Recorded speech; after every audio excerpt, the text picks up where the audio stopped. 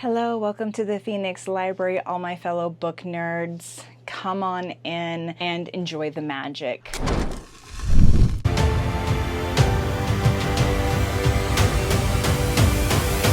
Talk about all the books that I read in the month of April. Yes, I know I'm a whole week behind. Usually I have this video done in the very first week of the new month. However, we had put an offer down on a house about a week and a half ago, and honestly, I've talked to many of my friends and they've all said the same thing. Don't expect to get approved on the first offer in the first house that you look at. You know, expect this to be a long journey, a long process. You guys, I found a house that we absolutely fell in love with. We put an offer on it a week and a half ago, and we just found out on Mother's Day that our offer was approved. So we're looking at being completely moved in a couple weeks, guys. We're moving in a couple weeks. We still have the appraisal to do, but like we walked through the house a few times, we showed our kids, and we've got an inspection that we're going to do tomorrow. The whole point is I was not expecting, even though we were looking for a house and I knew eventually it was going to happen, I was not expecting this to happen so fast. I'm incredibly excited. Like, my husband and I have been married 23 years in September, and we've never owned a place. This has been a dream of ours. It's been a long road to get here, and I am just absolutely floored.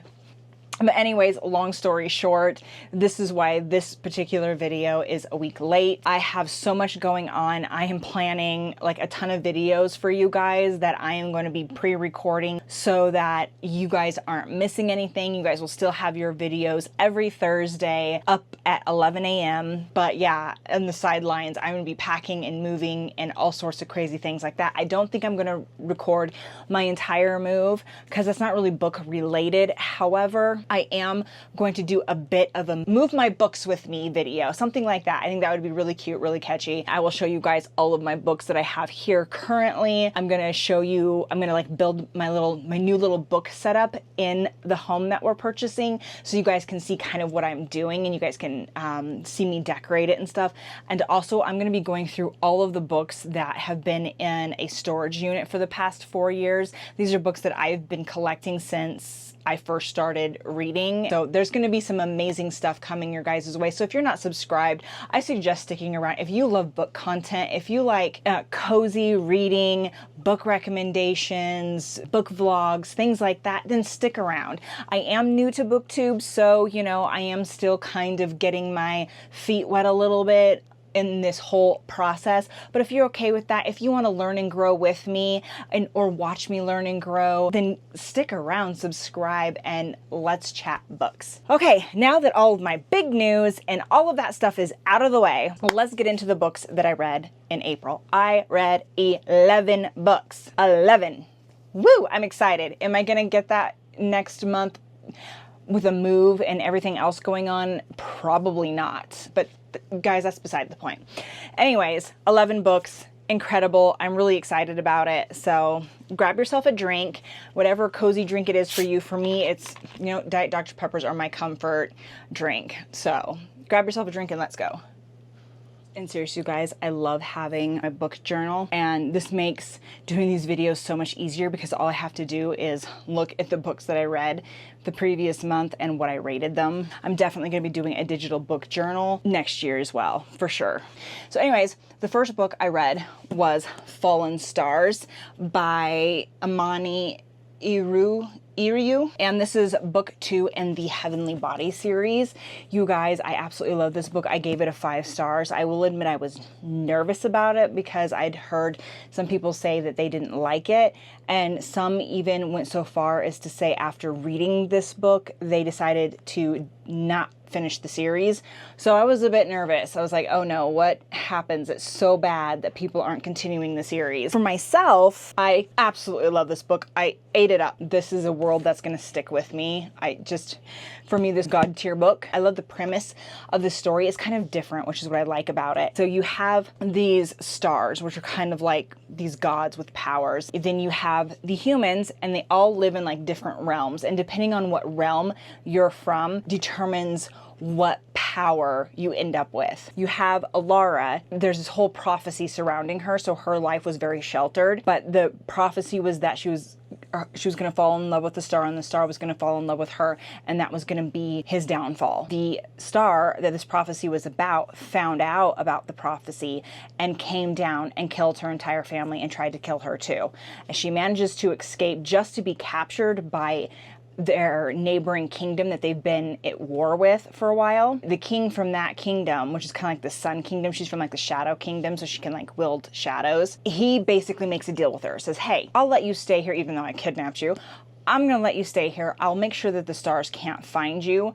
And in return, you're going to stay here, you're going to train, and you're going to defeat the stars because we don't want them ruling over us anymore. With really no options, she decides to stay and ends up working with the king's son, Enzo, because their countries have hated each other for so long. There's a lot of animosity. So it's definitely, the first book is very much enemies to lovers sort of scenario. It's just, oh my gosh, you guys, the stories are really, really good. Oh my gosh, the cliffhanger at the end of book 2, we learned some things that just like completely blew my mind, was not expecting. And then also at the end, they do this little future, like what's going to happen in the near future, right? It doesn't say exactly how far into the future, you just know it's going to be in the future.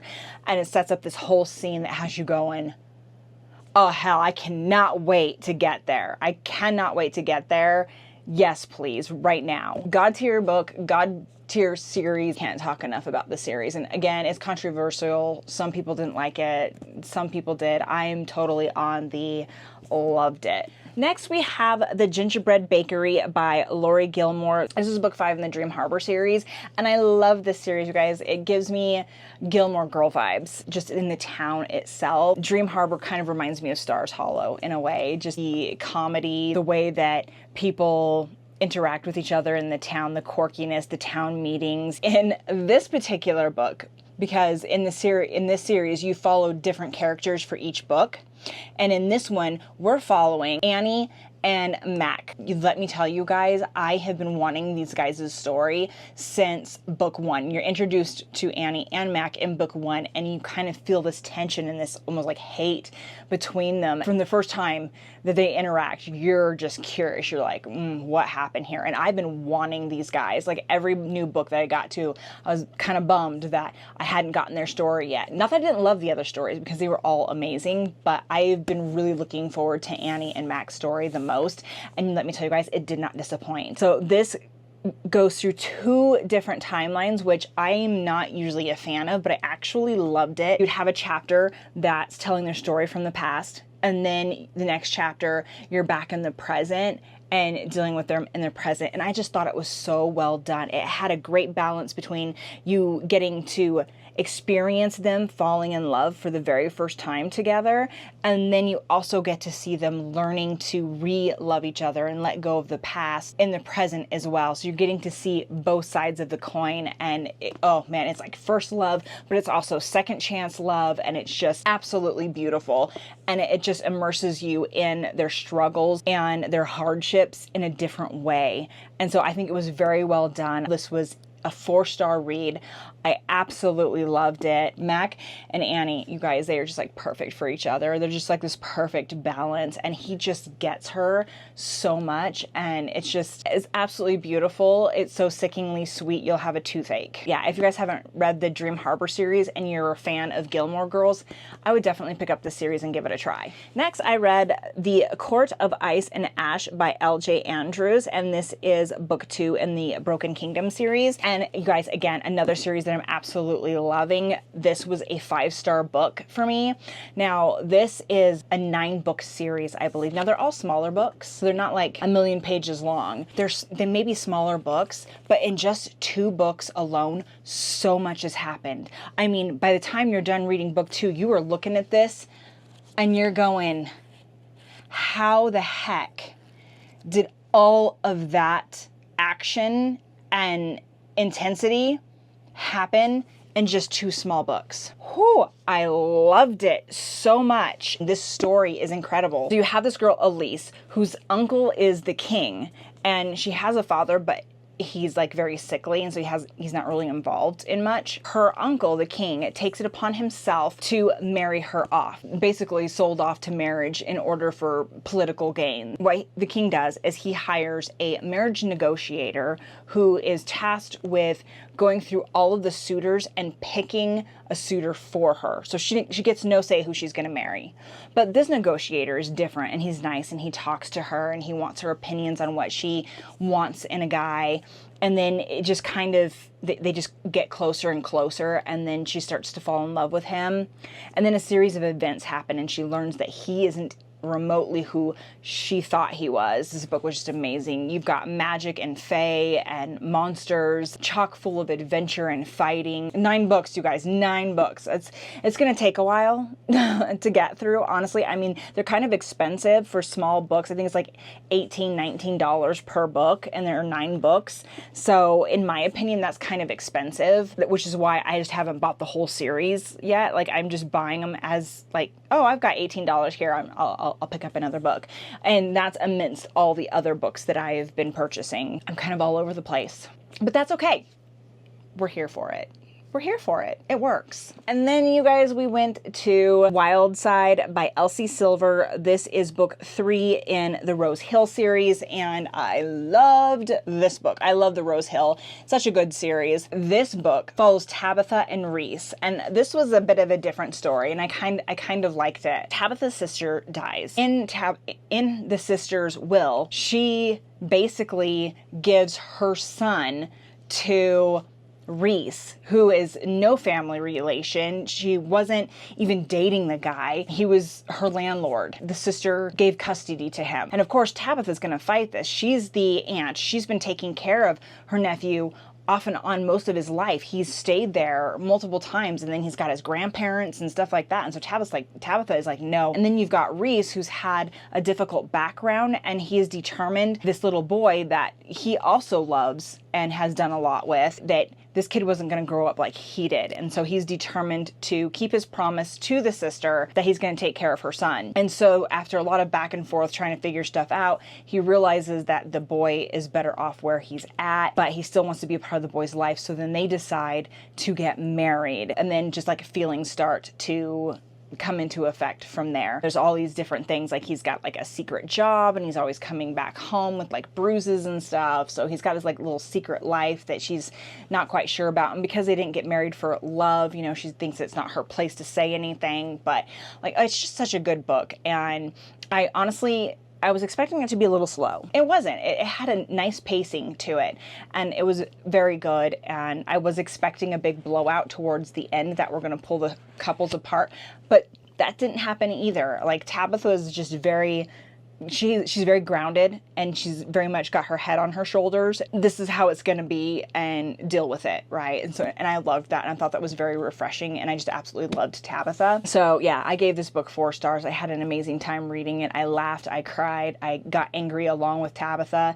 and it was great. And it was nice getting to see the other characters in the Rose Hill series as well. We did get to see cameos of them as well. So very good. And then, yes, this was my most anticipated read of 2026. I am obsessed with the series. Book 1 is The Shield of Sparrows. This is book 2, Rights of the Starling. And you guys, I love this series so much. I'm not sure how many books are supposed to be in the series. It might only be 3. I don't know if it's a trilogy or what exactly. I'll have to look into that eventually, but I absolutely love this series. I can't say enough about it. It lives in my soul. This book, along with its first book, God tier, guys, God tier. This was a 5-star book. I absolutely loved it. But it was also a bit of a journey. I'm going to be honest with you. Now, some people claim that this book was predictable and they had it pegged from the very beginning. And if you were one of them, then I'm going to say, well, congratulations, good for you. I, however, did not make the connection. So I felt a little disconnected and a little upset. Just a little, honestly, because we kept going into this POV with a girl named Cassiopeia, and I had no clue who she was. Like, it tells it a little bit, but I'm just like, why? Why are we spending so much time on this other character? It's like making no sense to me. You know, I'm seeing these connections between Cassiopeia and Odessa. It ended up not being anywhere close to what I thought it was going to.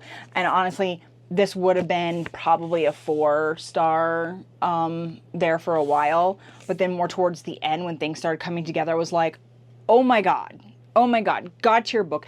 Absolutely loved it. Like, this author through me, and you know what? Thank you. That was amazing. And now, honestly, I want to reread this book. Now that I know what I know, I kind of want to go back through and reread it with this different perspective in my mind, because like literally I look like a deer in the headlights. I'm sitting there reading the book going like, what? And then no, I can't, what? And then I was like, oh my gosh, there was things that I was getting frustrated about in this book that weren't even necessary. They weren't even necessary because I didn't put a very key scenario into effect. Like, it didn't dawn on me. But the thing that gets me is some people are saying that they already had it pegged, that they already knew. Well, like, if I would have already known, I wouldn't have hated that. Like, I would have loved it. I probably would have immersed myself in certain situations a little bit better. So much that has happened in book 1 is now making sense because of book 2. I feel like if you read book 2 to the end, suddenly everything in book 1 is starting to show a connection, like just a giant affinity circle, right? Like everything is just tying in, and I'm just like, huh. I'm curious where they're gonna go with book 3. If they're gonna introduce yet another character. I mean, like, I don't know. But guys, I loved this book so much. God tier book.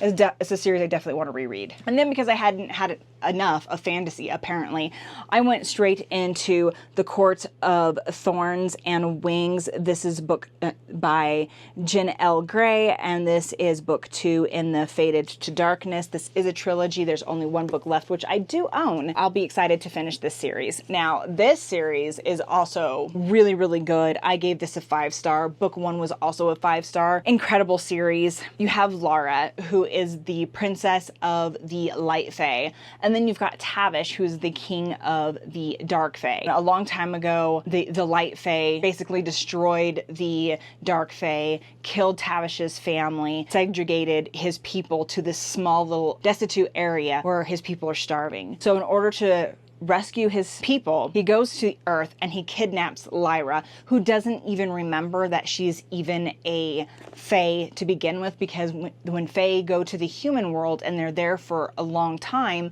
they start losing their memories of who they are, and then they just think they're a regular human. So she gets kidnapped by a Fae, ends up in the dungeons, but she's also confused because Tavish he's finding himself connected to her, but yet he also knows that he needs to kill her and use her blood to save his people. So he keeps saying things like, you have to die for my people, but nobody's gonna touch you, and I'm gonna protect you, and I'm gonna put you in my bedroom and let you sleep in my bed and use my bathroom. Like, I get mad if you get a cut, but yet I'm gonna kill you. And so then she tries to escape, gets caught in front of all of his people, so then she ends up having to become part of these games with the other prisoners, and she has to try to win these games. It was just a really, really good book. Now, I am gonna say that Lyra gets kidnapped a lot. Like, every book, somebody's kidnapping her, and Tavish is having to go rescue her. Like, good thing there's only 3 books, because who else could she get kidnapped from, I wonder? Yeah, that's my only hiccup about it. But again, 5-star series. I absolutely loved it. I love Tavish and Lyra. They just have this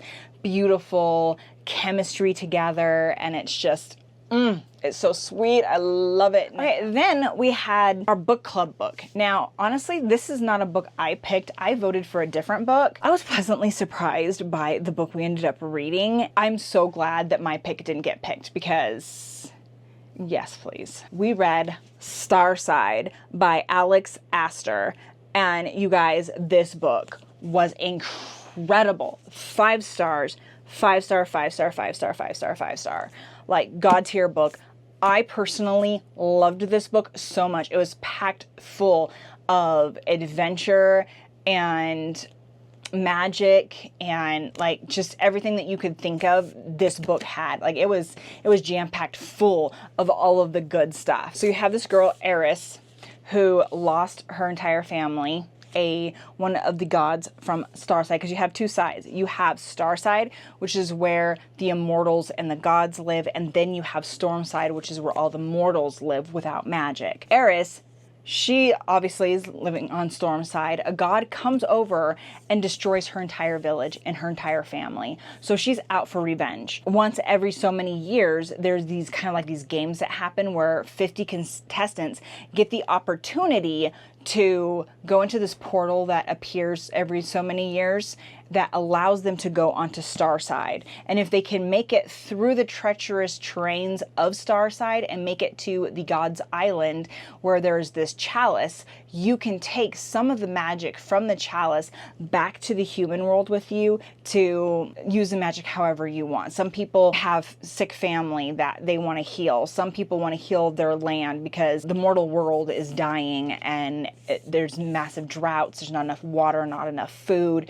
People are dying from diseases. I mean, it's bad. So some people want to go over there and get some magic and bring it back. But then you've got Eris, who's not interested in the magic at all. She wants to participate in the games and go to Starside to kill the gods. She wants them dead after what happened to her family. So it's a whole revenge thing. And then she ends up teaming up with a guy named Riker, and he is this like tough guy who is a really good fighter. And she realizes that sticking with him is her best way to survive, to get to the gods to kill them. She kind of sticks herself to him, even though he's not happy with it, but she manages to find a way for them to have to work together. Very much enemies to lovers, and he is so mean to her, you guys. Like, I kid you not, he is like bully trope mean to her, but at the same time it works for her. It's almost like she needs that push in order to learn.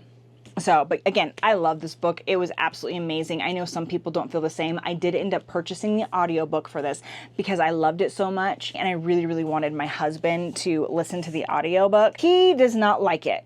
He's struggling to get through it. Honestly, he doesn't like Aries. He finds her incredibly naive and stupid, and there's events that happen in this book, although I have to agree in a sense that there was something that happened. She found something, and then she lost something, and then, but this something could have like helped her out so much, but she just let it go. Like yeah, I don't want to give it away, but there was something that happened that was pretty frustrating. But yeah, he doesn't like the FMC. He's not a huge fan of the MMC either.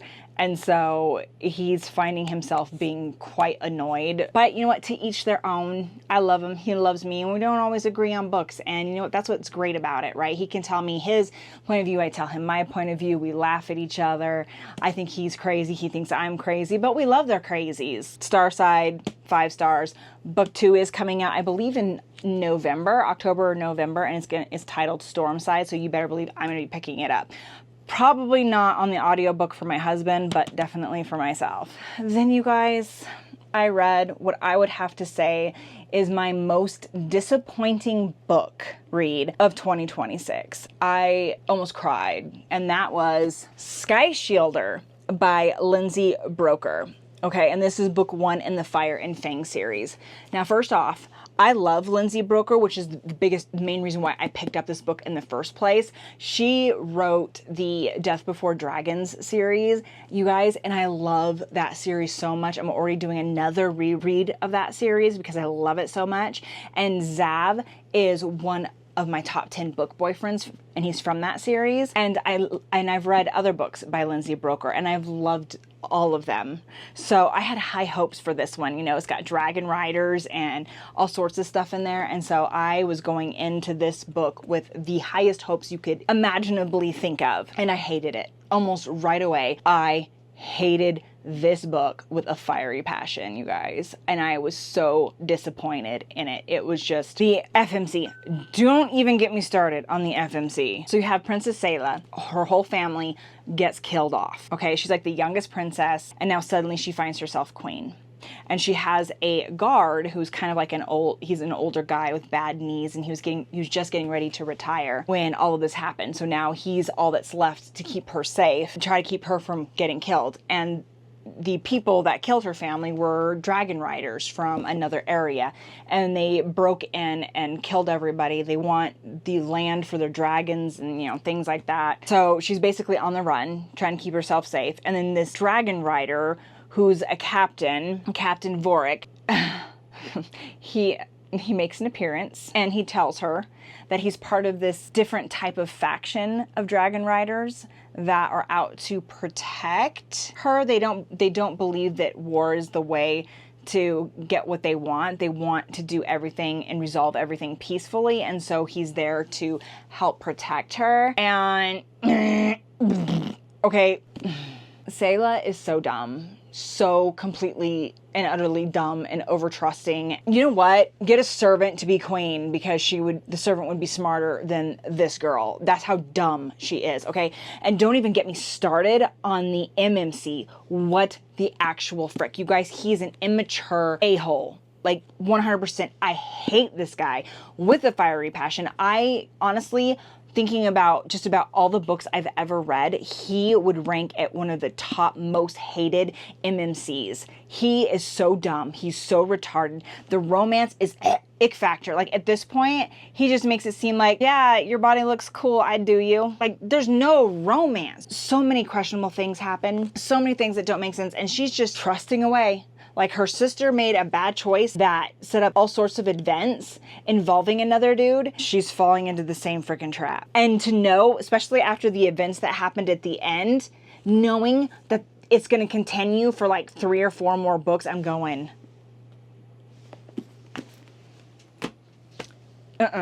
2 stars, you guys. I gave this 2 stars. And the only reason why it got 2 stars was because I loved the dragons in this book. The dragons were awesome. And they are 1 whole star just for themselves. So this book did get 2 stars, mainly because of the dragons. You know what? Get rid of the people and do just the dragons, and then I'm here for it. And then I guess because the Cosmos decided that I had so many God tier 5-star books at the beginning of the month that, you know, we needed to balance things out a little bit more. So the next book I read was Guild. And Guild is kind of like a Midas retelling story. So you have Arin, who is basically, was gold touched by Midas. So she's alive, still kicking around just like any other person would be, but her entire body is made of gold. It's like gold everything. King Midas calls her his precious and has basically enslaved her into a gilded cage. She lives like a birdie, like a possession in a gilded cage. He tells her that he loves her and she loves him. It's just very, what is that saying? Stock syndrome or something like that. Stockholm syndrome or something like that. It's very much that in this entire book. This whole book is about her love of Midas, but also learning about herself too. How she could like this guy is beyond me. Like, he entraps her into a cage that she can never leave. He pulls her out to show her off like a prized cow every once in a while. And then she is forced to sit in this cage and watch him sleep with like 6 different women and some men, right? Like she's forced to watch this. And then she's all like, oh, I love him, I love him, I love him. And I'm just going, I gave this book a 1 star. That's how bad it was. Now, that being said, everybody is telling me, and all of my research is telling me that book 1 does stink. Like a lot of people hated it. This is book 1 in the Plated Prisoner series, but everybody's saying, you know what, just get past book 1. Book 2 and the other books are so much better that, you know, they're saying that you kind of have to get through book 1 because book 1 is basically telling you her story, like why she is the way she is. This is like the foundation of her story and her trials and setting things up so that the other books will make more sense to you because you'll understand where she came from. Thank God, from what I'm understanding, Midas is not going to be the MMC of the series. Phew, because I do not like him. Then of course there was a character that I absolutely loved in this book. I like fell in love with this character, and this character was just funny and quirky, and then that character died horribly and I'm mad about it. Like, I'm so mad about it. Why? But then again, you know, I get attached to characters and that's kind of, I guess, a me problem. But I am going to continue the series on because, like I said, I'm told it gets better. So I'm going to give it its due justice. And then, because I didn't feel like I was being punished enough already, I decided, why not? Let's go with book 6 of the Zodiac Academy series. This is Fated Throne. I was not a fan of book 5. You guys, book 5 was... This one wasn't too bad. This one was definitely better than book 5. Everybody was telling me that it was going to be better, and I have to agree, it was better. I gave this one a 3.5 stars. Overall, though, I have to say that with this series, I am becoming quite disappointed in it. It started out so well. The first 4 books were like 5 stars for me. It was absolutely loving them. But you guys, I'm starting to get bored. You know, this one, again, was a little bit better because you learned some new things. But literally, everything that was awesome about this book was like that much. That was like that. That's it.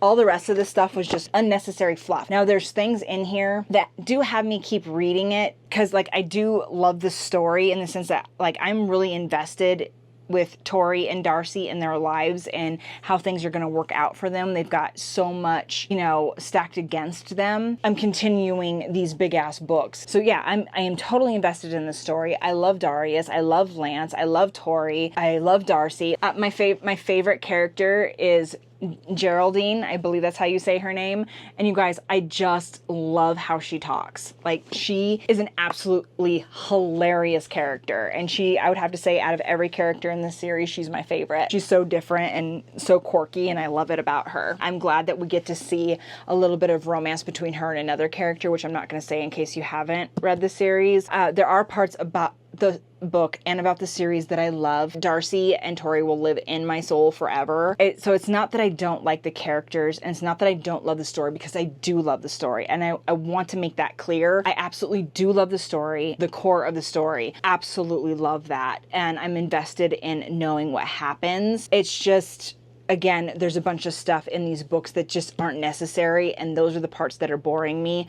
I want to get to the important things. And then there's also the fact that I understand that trials have to come in to kind of break relationships up so that they can be repaired and then broken again. You know, I mean, I get that. But can we get some new content? Seriously? We're having the same issues over and over and over again. Like in this book, perfect example, Darius, he's got the same problem that he's had from book 1.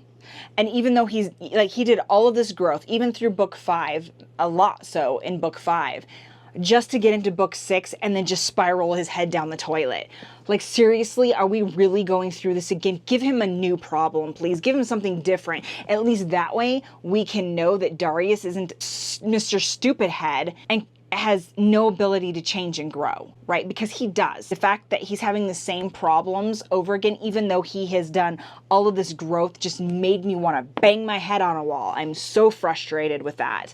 So with the lack of growth, same issue problems with some of the characters, and the fact that there's so much extra stuff in these books that aren't necessary, it's just, you guys, those are my issues with the series. So it was a lot better than book 5 was. So I have hope. And then the last book I read in April was Creamed by My Monster Hand Mixer. You know what, guys? Let me defend my choice, okay? Like, my friend found this by accident, and she thought it was absolutely hilarious, and so she shared it to me, and I agreed with her. Absolutely hilarious. Like, by that point, we were curious, and we had to know. And so by this point I was thinking that it was going to become some kind of monster smut book. Honestly, it wasn't. It really wasn't. I ended up giving this book 2 stars because, like, I did get bored.